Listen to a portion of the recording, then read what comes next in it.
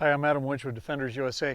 Hey, we're at the Cameo Shooting and Education Complex in Cameo, Colorado here, not far from where I live, and this is actually one of our home ranges here. We do a lot of courses here. Anyways, the reason I wanted to put this video on for you today is I wanted to talk, really kind of give you an update for those of you who follow Defenders on some ideas for you. Small confession for you. I've always been a guy who's shot guns with open or iron sights, right? When I talk handguns. And about 2 years ago, I started dealing more with a group of people. They were using what they call red dots, or a dot on the back of the gun or on the top of the gun, to where it's an optical thing that allows you to line up your target and be target focused versus having to be sight focused on your front sight, rear sight, and all that stuff. Now, as somebody who's grown up kind of in the law enforcement, in the military world, I was one who, even in the military, when the dots came out, we were putting them on rifles. I even fought that back then. I didn't think that was a great idea. Later, I quickly found out that, boy, you want a dot on a gun, a reliable one, but a good dot. And through my police career, SWAT, everything else, we had dots on our guns, and I'll tell you, that is fantastic. But I always fought the handgun dot. About 2 years ago, I ran into a bunch of people who did use it, and I kind of laughed at them. I didn't pay a lot of attention to it, and I just kind of thought they weren't that good a shooter, or they were relying on something that was fallible. But after a while, as I watched, they were hitting great degree of accuracy at distance. They were very fast with it, and they were able to shoot extremely tight groups. And the more and more I watched, the gun world was going to the dot. So I finally, hating every second of it, took the plunge and went to a dot. Now I'm currently running, this is my gun, currently running an H&K VP9 2020 upgrade. And notice it's got these big old honking iron sights on there. These are from Dawson Precision. These are actually the first sights, iron sights or suppressor height sights, that have been made literally without a luminescent front sight.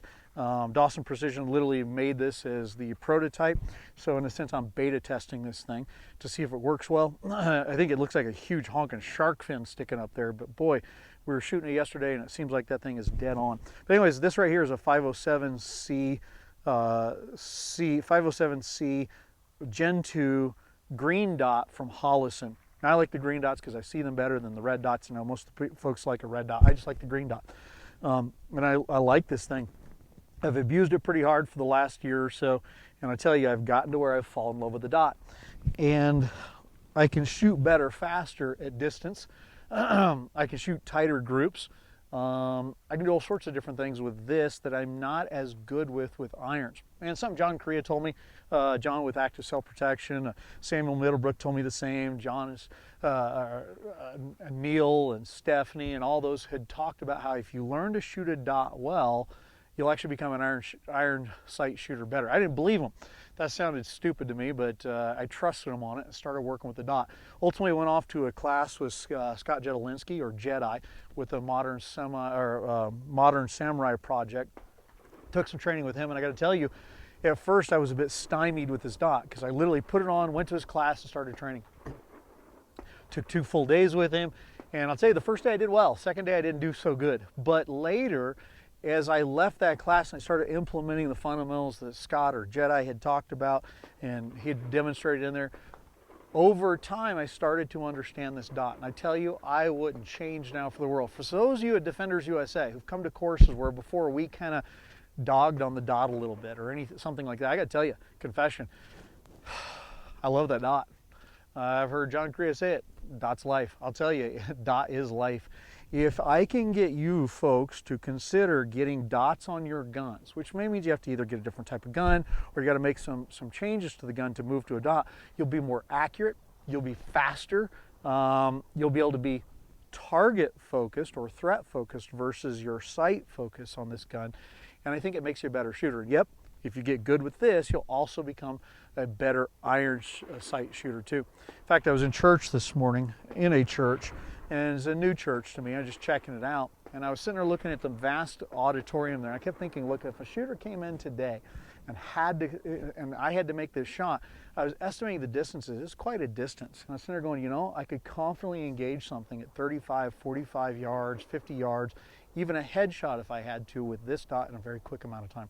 So I just wanted to tell you guys from Defenders USA aspect, if you move to a dot, especially if you get a good one, and most aren't, but you get a good red dot optic to put on your gun, I think you're going to be a better shooter. We'd love to see you come back, get some good training with us, or we'll point you towards some of the really good dot trainers around the country. There's not many, but there are some excellent ones out there. But I think it would be better for you in the overall, and I think it actually helps new shooters become better at their guns faster also. So anyways, just want to tell you about, I've personally moved to a dot. Russell, one of our other instructors, has also moved to a dot. We got other guys and girls that are moving to a dot, and I tell you right now, this is the way to go. In fact, I think in the next 5 or 10 years, no handgun will probably come unless the cheap stuff without a dot already on it. So anyways, Adam Winch, Defenders USA, take care.